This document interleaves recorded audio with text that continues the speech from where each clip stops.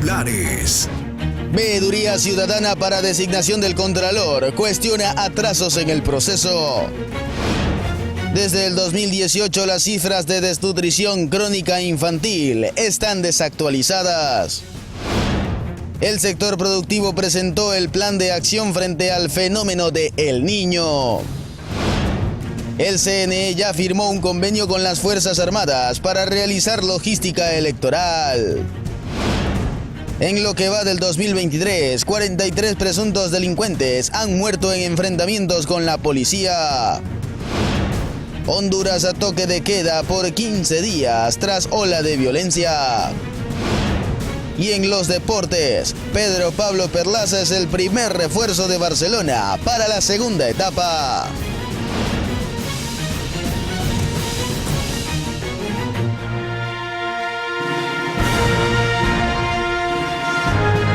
Esto es Noticias Oromar de las 9 de la noche con la conducción de Juan Pablo Trampos.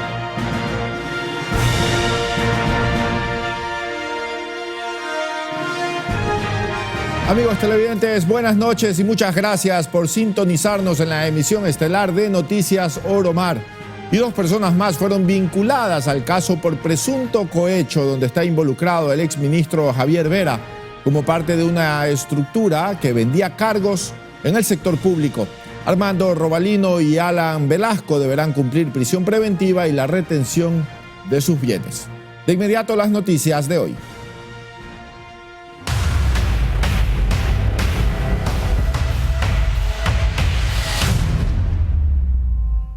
Iniciamos contándoles que los vocales del Consejo de Participación recibieron a la Veeduría Ciudadana para la elección del Contralor General del Estado, quienes cuestionaron los atrasos en este proceso, como nos cuenta Anaí Vélez.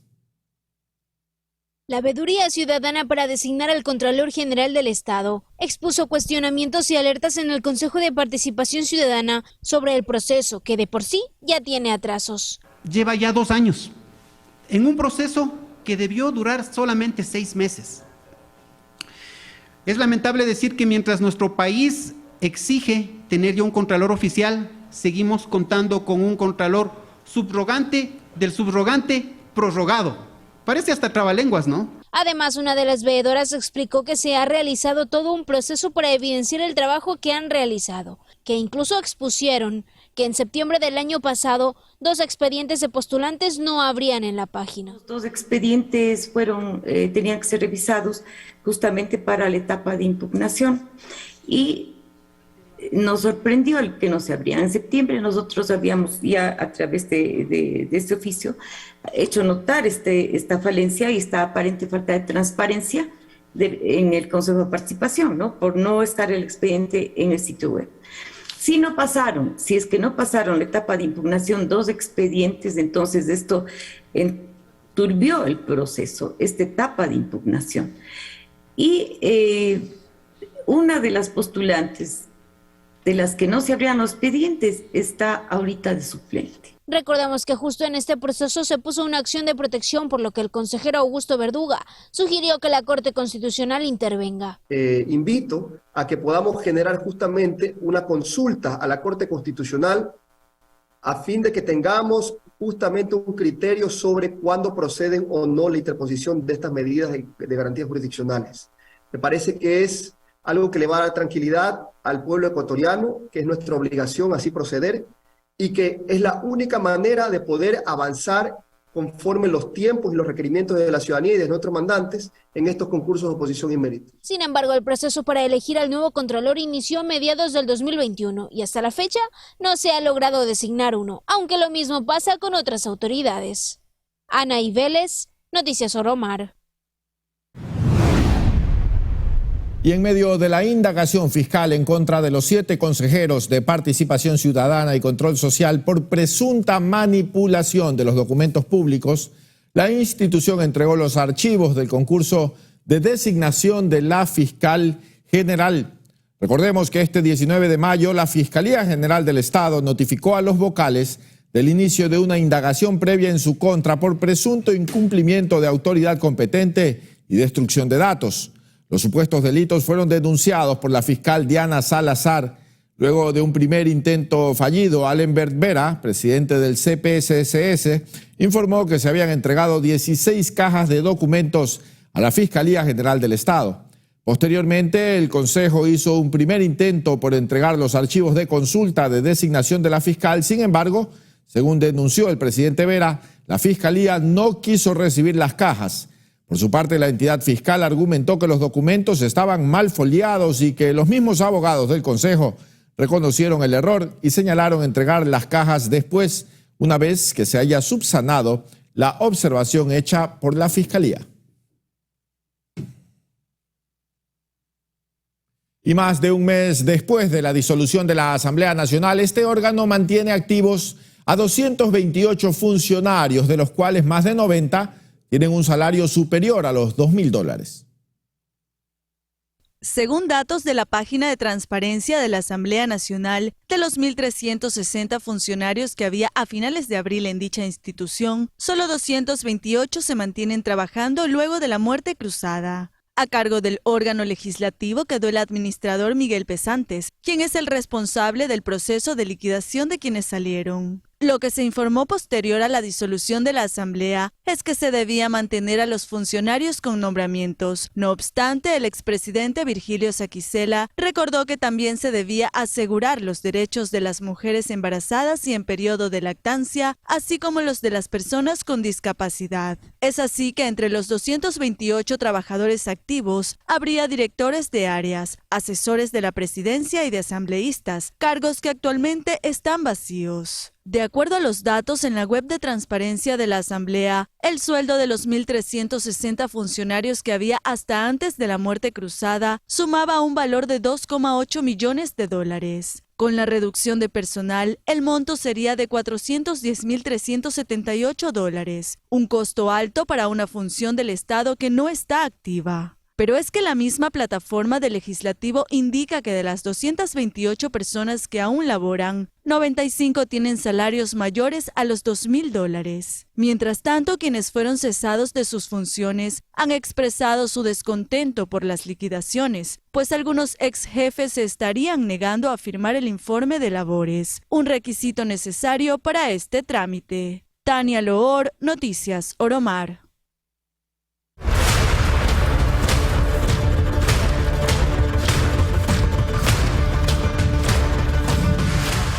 En Ecuador, 1 de cada 4 niños menores de 5 años tiene desnutrición crónica. Así lo aseguran desde el Instituto Nacional de Estadísticas y Censos, aunque los datos no se han actualizado desde hace 5 años. Las cifras son alarmantes. Tenemos un informe sobre lo que se hace al respecto. Pásame tu manito, eso. Si bien es cierto, no hay registros actualizados sobre la desnutrición infantil, y eso no es lo único preocupante. Se suma que solo hay estadísticas hace 5 años atrás, las cuales son preocupantes. Un 27,2% de niños menores de 3 años padecen de desnutrición crónica. Ante aquello, desde julio de 2022 se comenzó a levantar información. Con buenas noticias, como es la primera encuesta especializada de desnutrición crónica infantil, que está en el marco de la estrategia de reducción de la desnutrición crónica infantil que lleva a cabo el Gobierno Nacional para poder combatir a esta problemática que tienen los niños del Ecuador. 1 de cada 4 niños en el Ecuador tiene desnutrición crónica infantil. Ya el 10 de julio cerramos a nivel nacional campo. Con esto vamos a visitar más de 20.000 viviendas a nivel nacional hemos visitado. Y vamos a presentar resultados en septiembre de este año, como estuvo planificado desde un inicio. Esta encuesta especializada se viene aplicando a hogares seleccionados con menores de 5 años y sus respectivas madres a escala nacional. Para poder analizar su peso, su talla, la presencia de bacterias como el E. coli para saber la calidad del agua, también los temas de anemia, inmunizaciones, controles, en sí, un sinnúmero de temáticas. Según Muñoz, cuentan con 160 encuestadores a escala nacional. Pero es importante señalar que dentro de este equipo tenemos personal que se llaman antropometristas, que son encuestadores especializados, que tienen un perfil en salud, enfermería, que tienen certificaciones internacionales, lo que garantiza que todas las mediciones, todo el levantamiento de la información es con el aseguramiento de calidad. ¿Qué es importante? Esta encuesta ha sido acompañada por organismos internacionales desde un principio, como son UNICEF, OPS, el Banco Mundial. Pero, ¿cómo identificar a los encuestadores? Con su chaleco, con su gorra, con su credencial.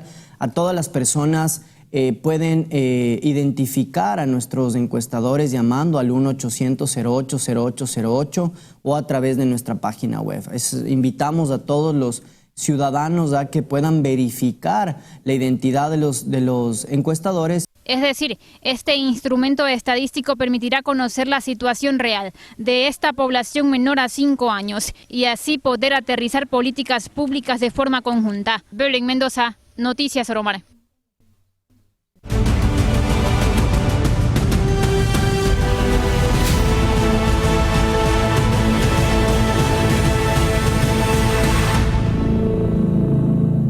El consejero del CNE, José Cabrera, informó que el Instituto Geográfico Militar ya podría empezar a imprimir las papeletas para las consultas populares.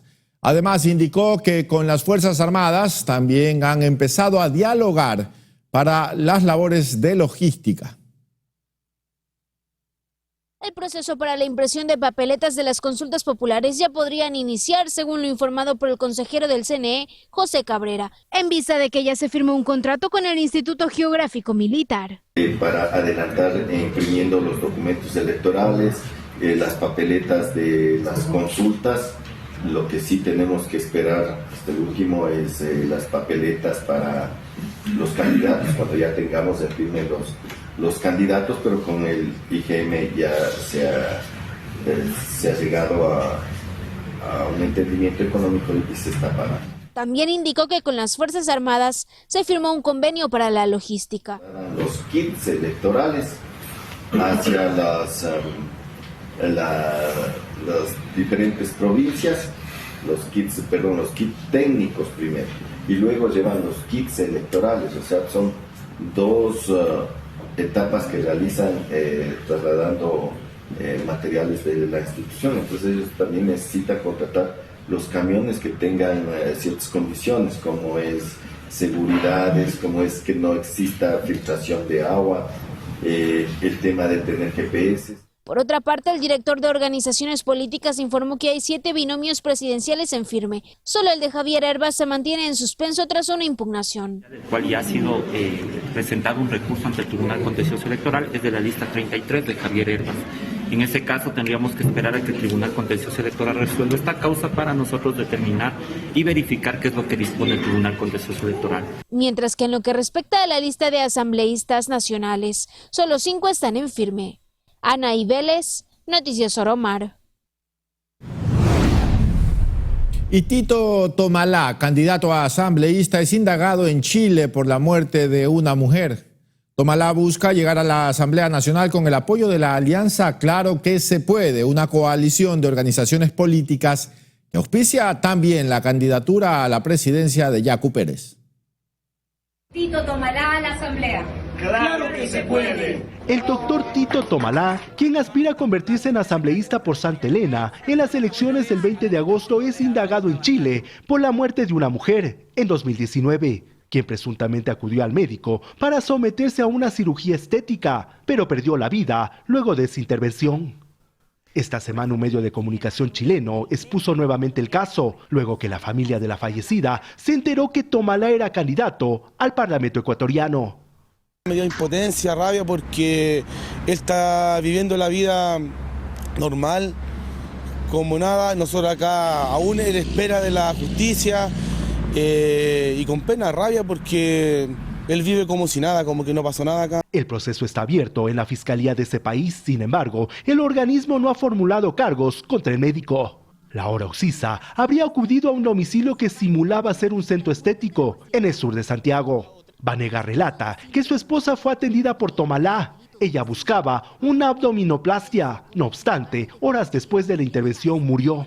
La Cintia estaba ansiosa de verse más linda, ¿cachai? Quería verse linda, quería sentirse bien ella. Yo lo tuviese enfrente mío, le sacaría los ojos, pero la verdad, en este momento yo necesito que él pague. No queremos que le vuelva a pasar a otra persona que él se aprovecha de los sueños. El lugar en donde el médico ecuatoriano habría operado a la mujer fue abandonado días después del deceso. El candidato asambleísta residió en Chile luego que en 2011 fue denunciado en Ecuador por otros supuestos casos de negligencia médica. De hecho, esas denuncias contra el doctor fueron expuestas en televisión nacional. En mi unidad quirúrgica no ha fallecido ningún niño al momento. No ha fallecido ningún niño. Hay un llamado a la comunidad, a todos los profesionales, a todos quienes se sientan afectados por este payaso de la información, por este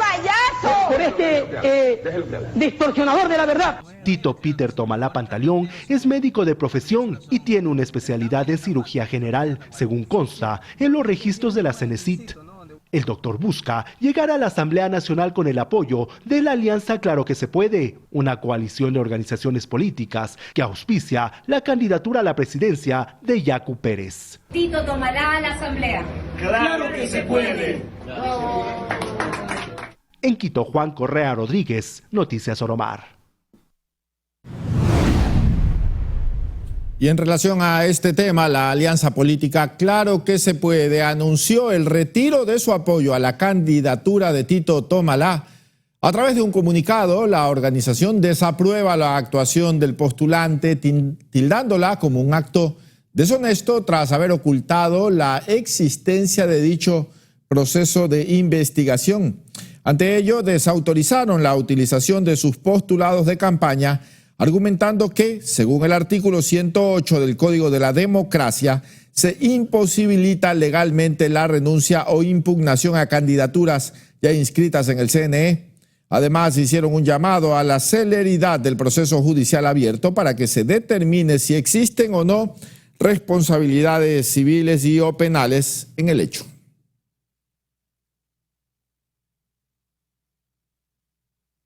Y por su parte, el candidato a la presidencia, Bolívar Armijos, presentó ante el Consejo Nacional Electoral su renuncia para hacer uso de los fondos que brinda el gobierno para las campañas electorales. Además, hizo un llamado a los otros candidatos a que devuelvan los recursos que serán atribuidos para que el Estado los utilice en cubrir las necesidades del país.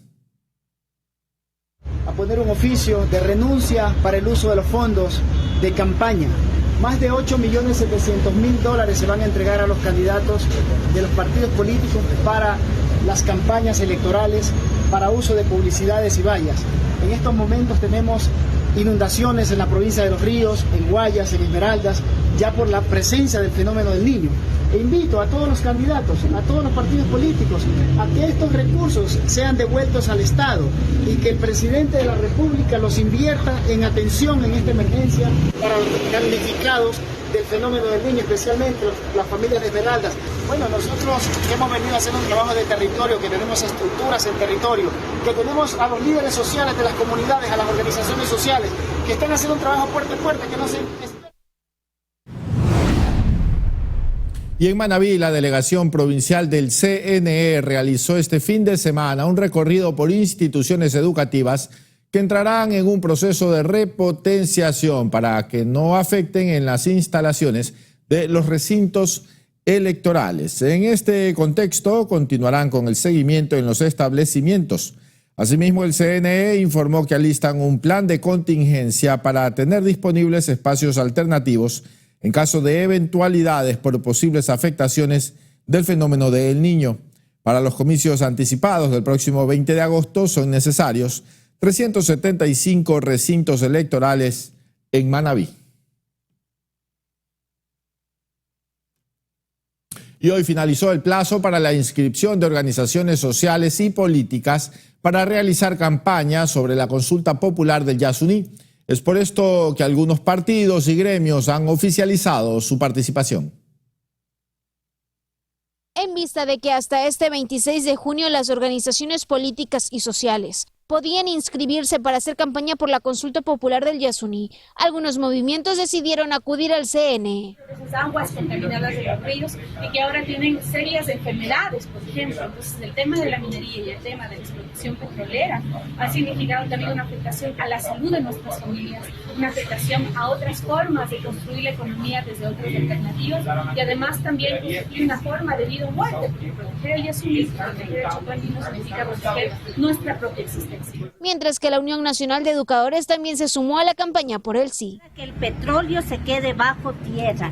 Nosotros consecuentes con los objetivos que tenemos, inclusive como organización social, la defensa de la naturaleza y como parte también de los principios en los que se basa nuestra propuesta de la educación para la emancipación, consecuentes con eso, vamos a seguir defendiendo la naturaleza. Por eso venimos al CNE a respaldar al Yasuní el sí, que sí se cuide la naturaleza. Además, aseguró que están dispuestos a unirse con otros movimientos. Nosotros siempre hemos coordinado y hemos sido parte activa, inclusive de la recolección de firmas. Entonces, nosotros estamos abiertos a juntarnos, porque esto no es un tema individual, esto es un tema colectivo. Por lo tanto, como Unión Nacional de Educadores, estamos abiertos y hemos pedido conversar, inclusive con Yasunidos. Finalmente, las organizaciones inscritas deben ser calificadas por el CNE y se les dará un presupuesto de $403,551, divididos entre los que promocionan el sí y el no. Anaí Vélez, Noticias Oromar. Y antes de irnos a nuestro primer corte comercial, quiero recomendarles visitar nuestro sitio web www.oromartv.com y sintonizar en vivo Noticias Oromar desde cualquier parte del país y el mundo, además desde luego de sus programas y telenovelas favoritas. Con esto nos separamos por unos instantes, pero enseguida regresamos con más información.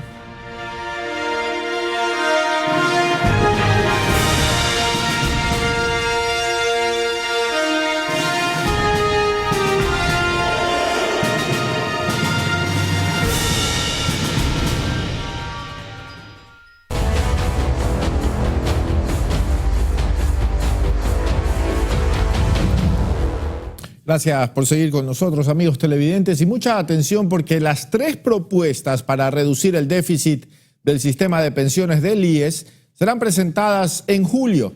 Y aunque se descarta aumentar la edad mínima de jubilación, sí se recomienda revisar los montos. Para el lunes 3 de julio se prevé entregar al gobierno de Guillermo Lasso las propuestas para reformar el sistema de pensiones del Instituto Ecuatoriano de Seguridad Social. La comisión encargada de esta tarea busca reducir el déficit que enfrenta la institución. Para ello, uno de los cambios sería el aumento gradual del número de años para determinar la pensión, lo cual pasaría de basarse en los 5 mejores años de remuneración a un promedio de entre 20 y 25 años. Por otro lado, aunque se descarta la opción de aumentar la edad mínima de jubilación, que actualmente es de 60 años, se propone que las aportaciones pasen de 30 a 35 años. Mientras que para quienes se jubilan con 70 años, el número de aportaciones mínimas pasaría de 10 a 15 años. Asimismo, se establece reformar la tabla para calcular la pensión, la edad del retiro y el tiempo durante el cual se recibirá el beneficio. Una vez que sean entregadas las propuestas, se socializarán a través de foros en universidades de varias ciudades, para finalmente elaborar el borrador de un anteproyecto de ley. Sin embargo, a decir de Augusto de la Torre, quien lidera la comisión de análisis, las decisiones finales estarán en manos de Lasso, los candidatos a la presidencia y la sociedad civil. Tania Loor, Noticias Oromar. Y en otro tema, el alcalde de Quito, Pavel Muñoz, indicó en su informe semanal que solicitó a la Contraloría General del Estado realizar una auditoría al metro de Quito. A continuación, escuchemos un extracto de sus declaraciones. Envié al Contralor General del Estado una solicitud de auditoría.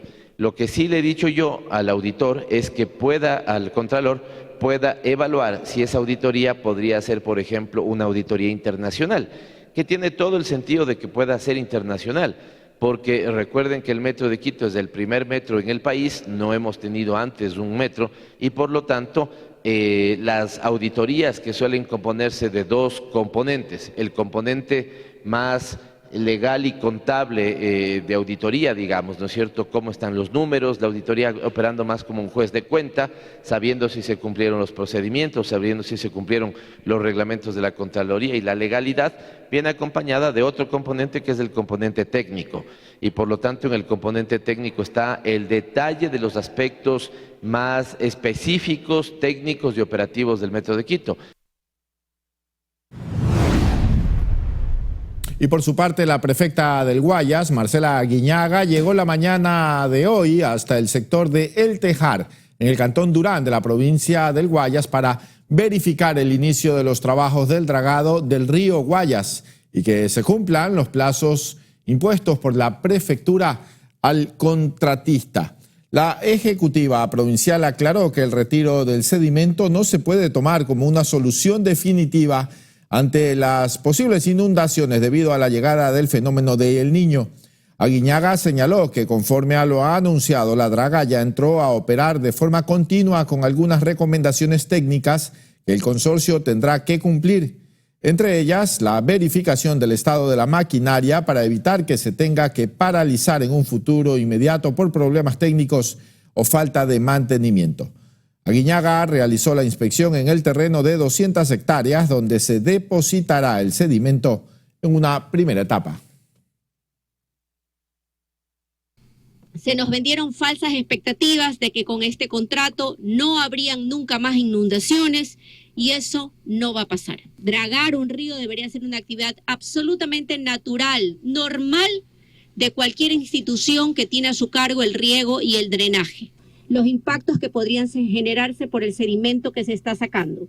Hasta ahora, de evidencia preliminar, es importante recalcar esto, al parecer lo que estamos sacando es una arena que parecería ser que sería de buenas condiciones, pero eso lo podrá asegurar los informes técnicos ya de laboratorio, de que sea un material que no genere perjuicios al ambiente, que no genere perjuicios a la salud y que nos permita, sin duda alguna, ¿por qué no pensar en más adelante solidificar esta zona como una zona también de proyección de crecimiento urbanístico por parte de la prefectura?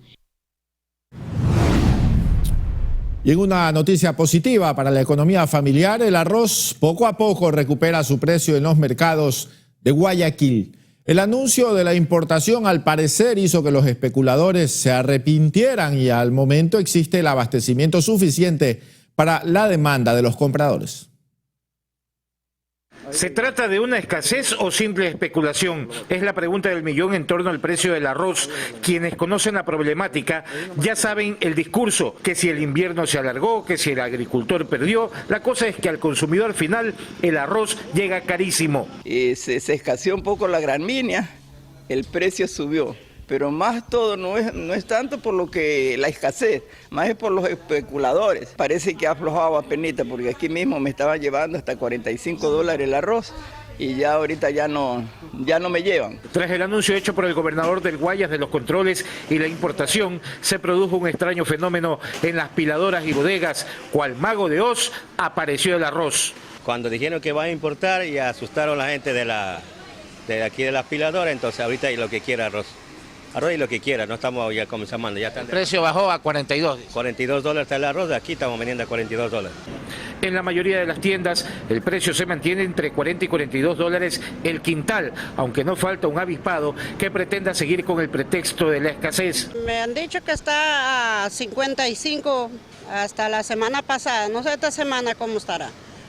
Porque yo compro saco pequeño que comprábamos a 9 y ya vale $15. De verdad que está bien caro las cosas. El anunciado fenómeno del Niño intranquiliza al sector arrocero. Se estima que se sembrarán 30.000 hectáreas menos de las 280.000 que habitualmente se siembran. Las reservas de la gramínea podrían abastecer hasta agosto y septiembre. Si el Niño golpea fuerte a la provincia del Guayas, correría riesgo el 60% de la producción arrocera de todo el país. Cristian Arias, Noticias Oromar. Y mucha atención porque para este 27 de junio está previsto el inicio de la nueva ruta aérea directa Manta-Panamá. El vuelo inaugural será en un Boeing 737 con capacidad para 124 pasajeros que saldrá desde el Aeropuerto Internacional de Panamá y aterrizará en la terminal Eloy Alfaro de Manta, en la provincia de Manabí. Será Copa Airlines quien abra las operaciones, las cuales contarán con 3 frecuencias semanales. Con esto, la ciudad puerto tendrá conectividad con 75 destinos en Norte, Centro, Suramérica y el Caribe. Para el primer año, la aerolínea espera transportar alrededor de 12,000 pasajeros. En buena hora, por el aeropuerto de Manta.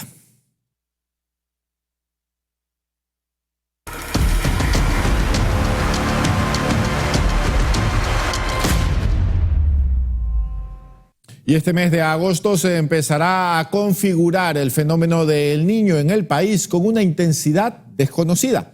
Actualmente la temporada climática que estamos atravesando es un verano atrasado que durará poco hasta que se empiece a formar el evento del Niño.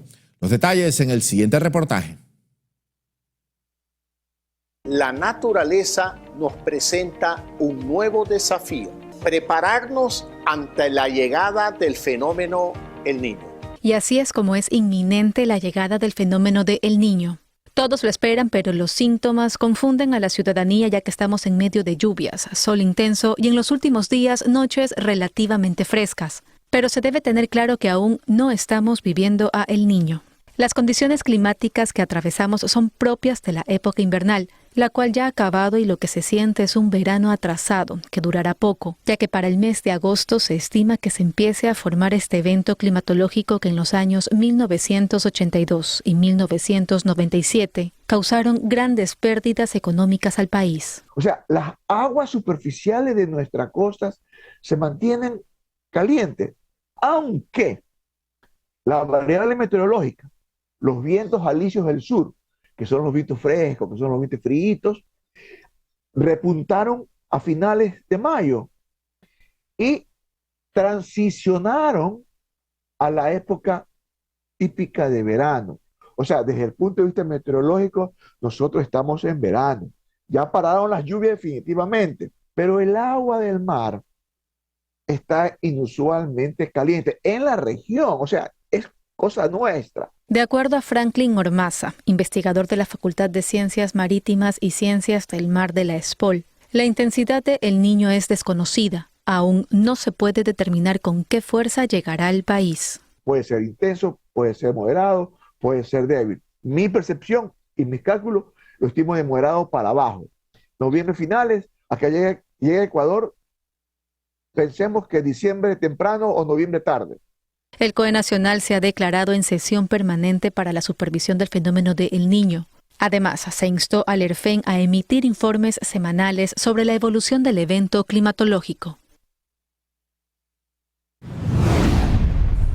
Y la mañana de hoy, el presidente de la República, Guillermo Lasso, mantuvo una reunión con representantes del sector productivo a fin de presentar el plan de emergencia ante la llegada del fenómeno de El Niño.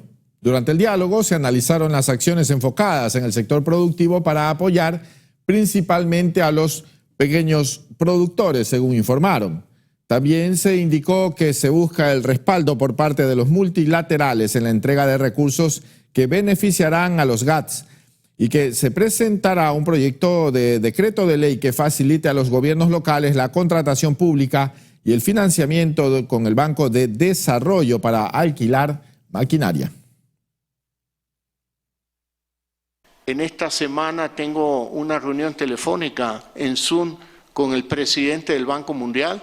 Ya la mantuve con el presidente de la CAF para activar líneas por encima del actual nivel de endeudamiento, activar líneas de crédito de libre disponibilidad para empezar desde hoy a trabajar en la mitigación de esos riesgos, como es limpieza de canales, desolve de ríos, y preparar incluso los albergues para los afectados en las zonas de las provincias costeras del Ecuador. Vamos a presentar un proyecto de ley que facilite la contratación pública y también que facilite el financiamiento del BEDE, que hoy está prohibido, para alquilar maquinaria, porque hay un gran parque caminero aquí en el país y pues obviamente no puede ser posible que nos retrasemos en la compra de maquinaria cuando los tenemos aquí parqueados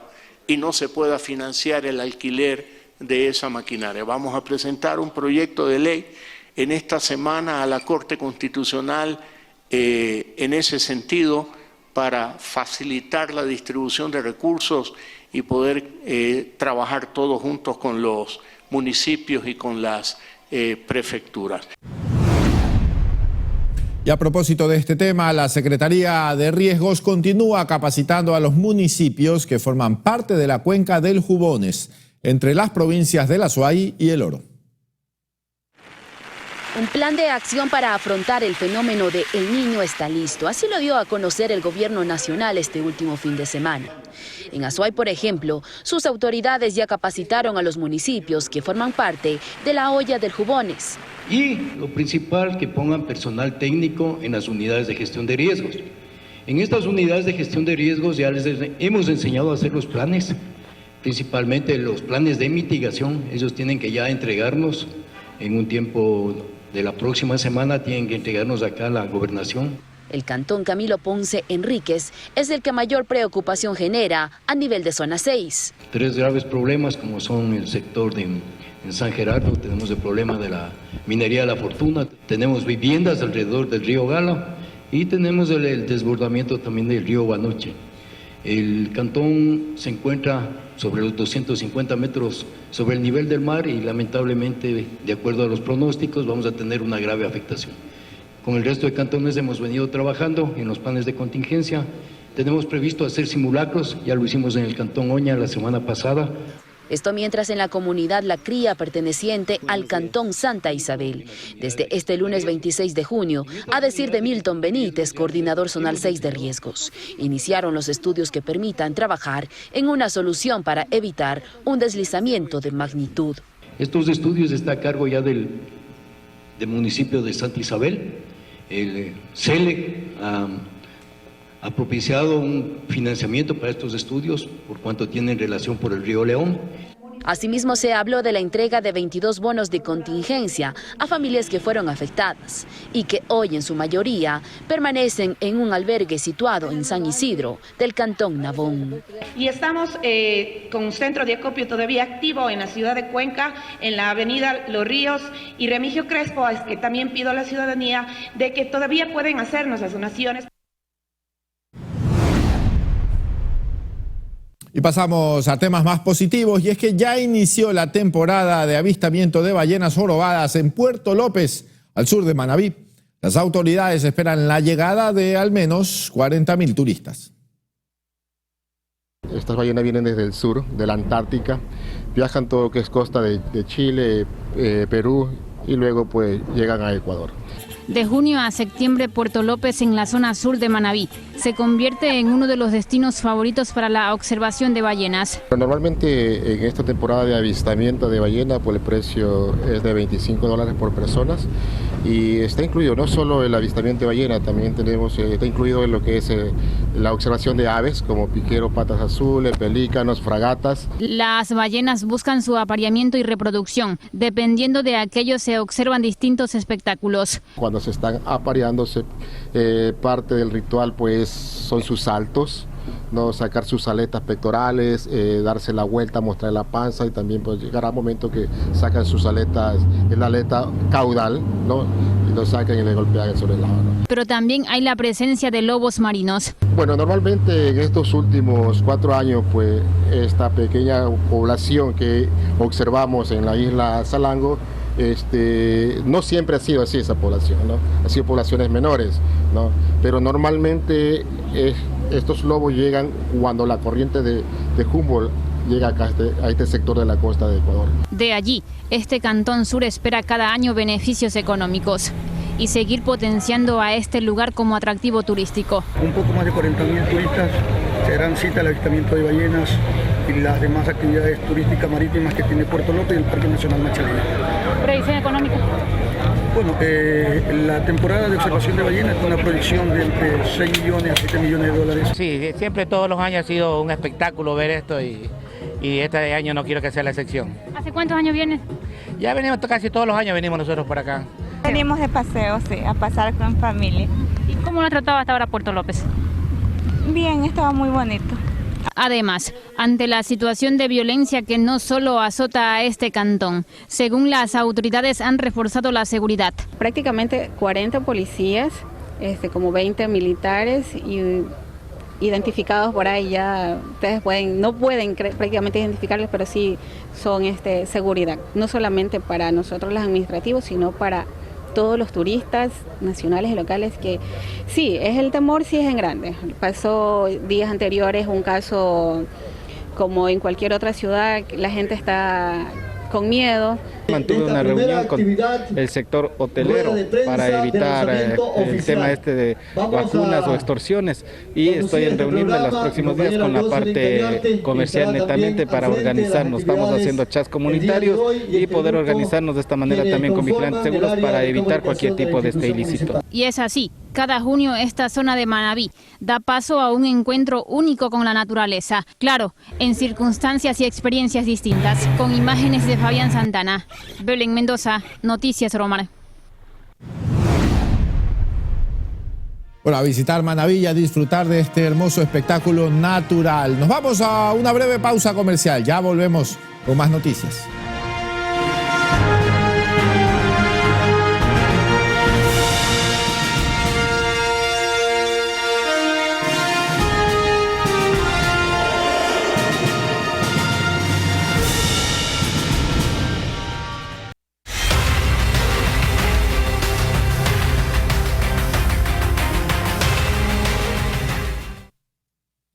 Gracias por seguir con nosotros. Y ante amenazas letales, respuestas letales, escribió Juan Zapata, ministro del Interior, en su cuenta de Twitter frente al último enfrentamiento suscitado este 26 de junio en Nueva Prosperina, ubicado en el noroeste de Guayaquil, sector que está declarado como uno de los distritos más peligrosos de la ciudad. Según Zapata, los uniformados acudieron al llamado de emergencia de la ciudadanía, donde se ocasionó un enfrentamiento a bala con presuntos asaltantes, dando como resultado la muerte de uno de los antisociales. En lo que va del año se ha registrado 43 muertes durante los enfrentamientos armados contra la delincuencia. Pues recordemos que el pasado 1 de junio el primer mandatario, Guillermo Lasso, le aseguró a los policías que tenían el respaldo del gobierno para hacer el uso progresivo de la fuerza ante la inseguridad que azota al país.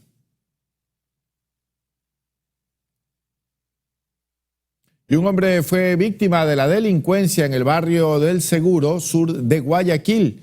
El antisocial, quien se movilizaba a bordo de una motocicleta, interceptó a su víctima y con un destornillador la atacó para proceder a desvalijarla. El afectado cayó al suelo sin poder detener al delincuente, que huyó como si nada a bordo de su liviano vehículo. Ahí está una vez más el accionar de este delincuente, que con este objeto sometió a su víctima para proceder a llevársele sus pertenencias a plena luz del día. Así actúa la delincuencia. Y ahora vamos hasta la capital ecuatoriana, donde hoy se suscitó una amenaza de bomba en las instalaciones del Ministerio de Educación al norte de la ciudad. Los funcionarios fueron evacuados para mayor seguridad. Hasta el lugar llegaron elementos de la Policía Nacional y el Cuerpo de Bomberos para constatar la existencia del artefacto explosivo. Sin embargo, tras un recorrido realizado por la unidad de antiexplosivos de la policía, se dio a conocer que no existía la presencia de ningún detonante, por lo que trabajadores de la entidad pública regresaron a sus labores cotidianas.